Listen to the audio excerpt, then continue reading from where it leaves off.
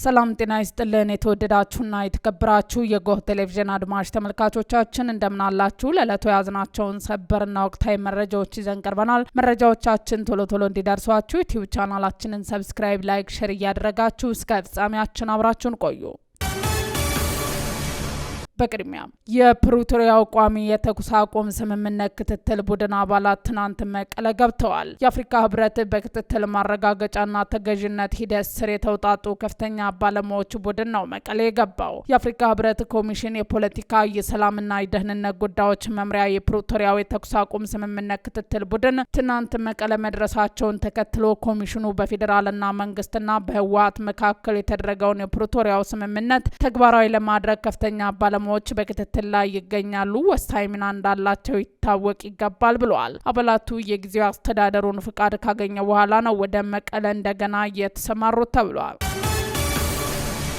ፕሬዚዳንት ሙሴቬኒ የቀድሞውን የኢትዮጵያ አየር መንገድ ዋና ስራ አስፈጻሚ አቶ ግርማ ዋቄን የዩጋንዳ አየር መንገድ ኃላፊ አድርገው ሊሾሙ መሆኑ ተሰማ። የዩጋንዳው ፕሬዚዳንት ዩዌሪ ሙሴቬኒ የዩጋንዳውን አየር መንገድ ዋና ስራ አስፈጻሚ የነበሩትን ጄኒፈር ማሞትራኪን ከኃላፊነታቸው ያነሳ ሲሆን ይህም አየር መንገዱን ለማረጋጋትና አዲስ መዋቅር ለመዘርጋት የታለመ ትልቅ የአሰራር ለውጥ መሆኑ ተመልክቷል ሲል ናይል ፖስት ዘግቧል። ጄኒፈር ማሞትራክ ከፕሬዚዳንት በገጠ ማቸው ከፍተኛ ጫና ምክንያት ከኃላፊነታቸው የለቀቁ ሲሆን ፕሬዚዳንቱ አየር መንገዱን እንዲመሩ የቀድሞውን የኢትዮጵያ አየር መንገድ ዋና ስራ አስፈጻሚ አቶ ግርማን ለመሾም እያሰቡ መሆኑን ጉዳዩን በቅርበት የሚያውቁ የዜና ምንጮች ገልጸዋል። ናይል ፖስት የተባለው የዜና ምንጭ እንደዘገበው ፕሬዚዳንት ሙሴቬኒ ባለፈው ወር በአየር መንገዱ ውስጥ የታየውን የአስተዳደር ብልሹነት በተመለከተ ምርመራ እንዲካሄድ ትዕዛዝ ሰጥተው የነበረ ሲሆን አሁን ደግሞ አጠቃላይ የአመራር ለውጥ ለማድረግ ወስነዋል። ይህ እርምጃ አየር መንገዱን ካለበት ውስጣዊ ፈተና አውጥቶ ለዘላቂ ስኬት የሚያበቃ አዲስ የአመራር ቡድን ለመገንባት ፕሬዚዳንቱ ያላቸውን ቁርጠኝነት የሚያሳይ ነው ብለዋል።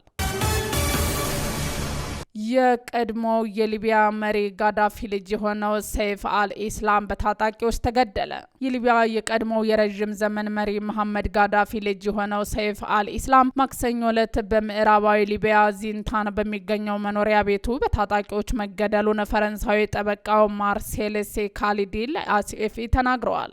ዚንታን በሚገኘው ቤቱ በ4 ኮማንዶ አባላት ቡድን ተገድሏል ተብሏል። የ53 ዓመቱ ሰይፍ አልኢስላም ፈጽሟቸዋል በተባሉ ወንጀሎች በዓለም አቀፍ የወንጀለኞች ፍርድ ቤት የስር ማዘዣ የወጣበት ቢሆንም በብዙዎች ዘንድ የአባቱ ተተኪ ተደርጎ ይታይ ነበር። በ2013 ዓ.ም ለፕሬዝዳንትነት እንደሚወዳደር ቢያሳውቅም ምርጫው ላልተወሰነ ጊዜ መራዘሙ ይታወሳል። አማካሪው አብዱልሃን ኦስማን አብዱራሃምን ለሊቢያ አልአርሃን ቴሌቪዥን ጣቢያ እንደተናገሩት አራቱ ማንነታቸው ያልታወቀ ሰዎች ወደ መኖሪያ ቤቱ ዘልቀው በመግባት የክትትል ካሜራዎችን ካሰናከሉ በኋላ ገድለውታል። ከግድያው ጀርባ ማን እንዳለ እስካሁን አልታወቀም ተብሏል። ጠበቃው ሴካልዲ እንደገለጹት የሰይፍ አልኢስላም የቅርብ ወዳጅ ከቀናት በፊት ከደህንነቱ ጋር የተያያዙ ችግሮች እንዳሉ ነግረውት ነበር። ጉዳዩ እጅግ አሳሳቢ ከመሆኑ የተነሳ የጋዳፊ ጎሳ መሪ ሰይፍን ደውሎ ደህንነታቸውን እንዲጠብቁ ሰዎች ልክልሃለሁ ብሎ ነበር። ነገር ግን ሰይፍ ፈቃደኛ አልሆነም ብለዋል። ሰይፍ አልኢስላም በአባቱ አገዛዝ ስር ምንም አይነት ይፋዊ የስልጣን ቦታ ባይኖረውም የ2003 ዓመተ ምህረት የአረብ ስፕሪንግ አብዮት ከመፈንዳቱ በፊት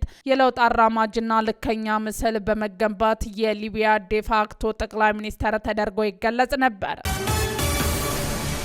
የድሮን ጥቃቶች መነሻ ቦታው ተጋለጠ። በግብጽ ምዕራባዊ በረሃ በግብርና በተሸፈነ ቦታ የሚገኝ የጦር አየር ማረፊያ በሱዳን የሚፈጸሙ የድሮን ጥቃቶች መነሻ ሆኖ እያገለገለ እንደሆነ ተጋለጠ።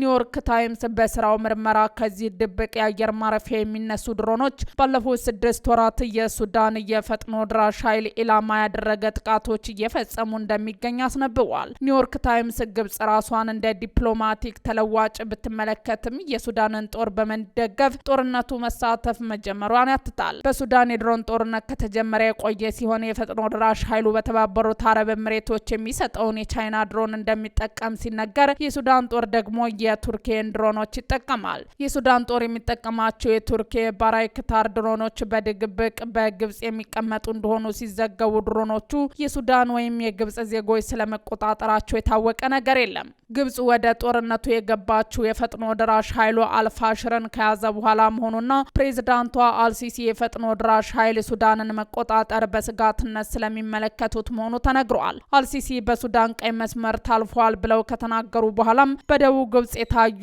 የቱርክ አኪንቺ ድሮኖች ሱዳን ውስጥ ገብተው በፈጥኖ ድራሽ ኃይሉ ላይ ጥቃት መፈጸም ሲጀምሩ የቱርክ ድሮኖች ከሊቢያና ቻድ ለፈጥኖ ድራሽ ኃይሉ የሚላኩ የድሮኖችንም በመመታትም የኃይል ሚዛኑ ወደ አልቡርሃን ጦር እንዲዞር አድርገውታል። የፈጥኖ ድራሽ ኃይሉ ባለፉት 4 ወራት ብቻም እያንዳንዳቸው 25 ሚሊዮን ዶላር የሚያወጡትን ከ4 ያላነሰ እነዚህን የቱርክ ድሮኖች መጥቶ ጥሏል። በዲሞክራቲክ ሪፐብሊክ ኮንጎ አውሮፕላን ማረፊያ ለተፈጸመው የድሮን ጥቃት የኤም23 አማጺ ቡድን ኃላፊነቱን ወሰደ። ከጥር 31 እስከ የካቲት 1 ባለው ጊዜ ውስጥ በሲንጋኒ አየር ማረፊያ የሚገኘው ወታደራዊ ማዘዣ ማዕከል መውደሙን ለሕዝብ እናሳውቃለን ሲል የአማጽያኑ ቃል አቀባይ ላውረንስ ካኑካ በመግለጫቸው ተናግረዋል። ማዕከሉ ነጻ በወጡ አካባቢዎች በተለይም ማሲሲ፣ ዋልካሌ፣ ሩቱሹሩ በሲቪል ሕዝቦች ላይ ያነጣጠረ ገዳይ ተግባራትን ለማቀል ለማስተባበርና ለማስፈጸም ዋና ማዕከል ሆኖ አገልግሏል። የሲሳንጋኒ ባንኮክ ዓለም አቀፍ አውሮፕላን ማረፊያ ከኪሳንጋኒ ከተማ 17 ኪሎ ሜትር ርቀት ላይ የሚገኝ ሲሆን የቲሾፓ ግዛት ዋና ከተማ የሶስተኛው የመከላከያ ዞን የመንግስት አጠቃላይ ሰራተኞች ዋና መስሪያ ቤት እንደሚያስተናግድ ይታመናል። ሰኞ ዕለት የኮንጎ ጦር አየር ማረፊያ ላይ ያነጣጠሩ 8 የድሮኖች በመጥለፍ በተቋሙ ላይ ሊደርስ የሚችለውን ጉዳት መከላከል መቻሉን ተናግረዋል። ጥቃቱን ተከትሎ በቶፖ የሚገኘው የክልል ባለስልጣናት ሩዋንዳና ኤም23 አማጽያን ጥምረት አረመኔ ኢፍትሐዊና የማያቋርጥ ጥቃት ፈጽሟል ሲሉ ወቅሰዋል። የመጨረሻው የሩሲያና የአሜሪካ የኒኩሌር ጦር መሳሪያ ቁጥጥር ስምምነት ሊያበቃ ነው። የተባበሩት መንግስታት ድርጅት ሁኔታውን ለዓለም አቀፍ ሰላምና ደህንነት አስጊ ወቅት መሆኑን በመግለጽ ስጋቱን አሳውቋል። ሩሲያና አሜሪካም ወደ ውይይት እንዲመለሱ አሳስበዋል። ሩሲያ ከአሜሪካ ጋር የነበራትን የመጨረሻውን የአቶሚክ ጦር መሳሪያ ቁጥጥር ስምምነት ሊያበቃ በመሆኑ ማሰማራት የምትችለውን የኒኩሌር መሳሪያዎች ቁጥር በሚመለከት ከእንግዲህ በገደቦች አልገደድም ብላለች። እንደ አውሮፓውያኑ በ2010 የተፈረመው ይህ ስምምነት በዛሬው ዕለት ያበቃል። የሩሲያ የውጭ ጉዳይ ሚኒስቴር እንዳስታወቀው አሜሪካ በስምምነቱ ውስጥ ያሉትን የሚሳኤልና የኒኩሌር መሳሪያ ገደቦች ለተጨማሪ 12 ወራት ለማክበር ፕሬዝዳንት ቭላዲሚር ፑቲን ላቀረቡት የውሳኔ ሀሳብ ምላሽ አልሰጠችም። ስምምነቱ ለ10 ዓመታት የሚቆይ ሲሆን በወቅቱ የአሜሪካ ፕሬዝዳንት በነበሩት ባራክ ኦባማ እና ከ2008 እስከ 2012 የሩሲያ ፕሬዝዳንት ሆነው ባገለገሉት የፑቲን የቅርብ አጋር ዲሜትሪ የተፈረመ ነው። ስምምነቱ በ2011 በስራ ላይ የዋለ ሲሆን የአሜሪካው ፕሬዝዳንት ጆ ባይደንን ስልጣን ከያዙ በኋላ በ2001 ለተጨማሪ 5 ዓመታት ተራዝሞ ነበር። የስምምነቱ ማብቂያ ሞስኮችም ሆነች ዋሽንግተን የሚሳኤል ቁጥራቸው እንዲጨምርና በመቶዎች የሚቆጠሩ ተጨማሪ ስትራቴጂካዊ የኒኩሌር መሳሪያዎችን እንዲያሰማሩ ነጻ ያደርጋቸዋል ያለው አልጀዚራ ነው።